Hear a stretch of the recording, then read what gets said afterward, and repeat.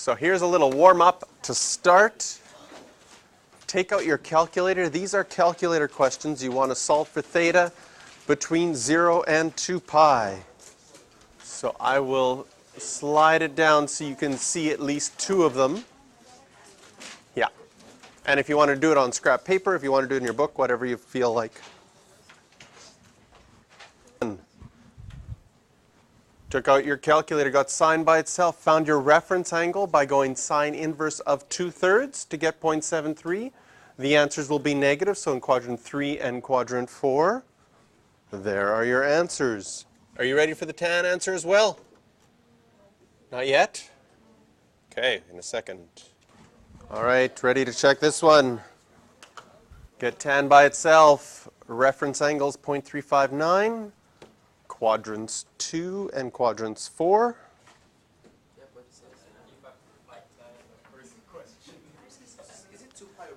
It was up, we are still going between 0 and 2 pi for all of these, yes. So then I get the other numbers because I know tan is negative. Sometimes drawing a picture can really help. Here is the angle in quadrant 2. If I label my reference angle of 0.359 there, in order to find this angle, I'd have to go pi minus 0.359.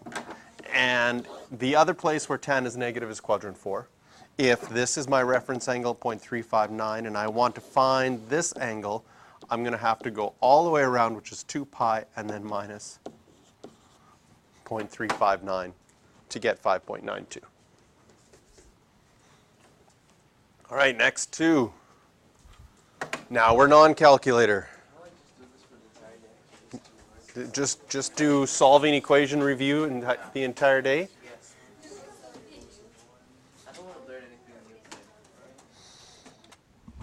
For part C, getting cos by itself gives you cos theta equals 4.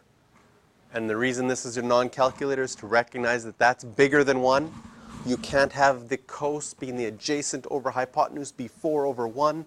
Doesn't make sense. So we just write not possible or no solution. How's D coming? What family is that from? Don't do it yet? Not even a little bit? How about that part? No? And did you get that that's the same as that? Okay. Oh, can't show too much. Did you get the reference angle or the first 2 solutions? Those are the first 2. Those are the solutions between 0 and 2 pi. So if we wanted to find all of the solutions, and that's what this means, theta can be everything, what would we have to do? You can just add 2k pi, because anything, like if you look on our unit circle here, here's 5 pi over 6, right? Anytime any coterminal angle that ends there will work. So if you add 2 pi once, you'll get an answer. Add 2 pi again, you'll get an answer. So we can write our final answer as theta equals, you could take your first answer and add 2k pi. You can take your second answer and add 2k pi, where k is an element of all the integers. And this one in particular is getting to the idea that we're going to look at today, which is the general solution. Up till now, you've solved for sine, and they've always given you a restricted domain between 0 and 2 pi, or negative 2 pi and 2 pi, or from negative 360 degrees to 360 degrees. And now we're going to open it up to every single answer that's possible. Yes? What's that? Z means all integers. So remember, that's the symbol for integers. So k can be any integers. And what this is reviewing for us is that I can write all the coterminal angles of 5 pi over 6 by adding 2k pi. I think the way that we've written in the past, we normally did 2 pi times k to show 2 pi is once around the circle as many times as we want. When we put that together, it really doesn't matter what order it's in, 2 pi k, k 2 pi. For whatever reason, this seems to be the most used format, putting the number first, then the k, then pi at the end. So you're going to get used to saying, oh, just plus 2k pi. We'll say that quite often for any time that we have to write all the coterminal angles.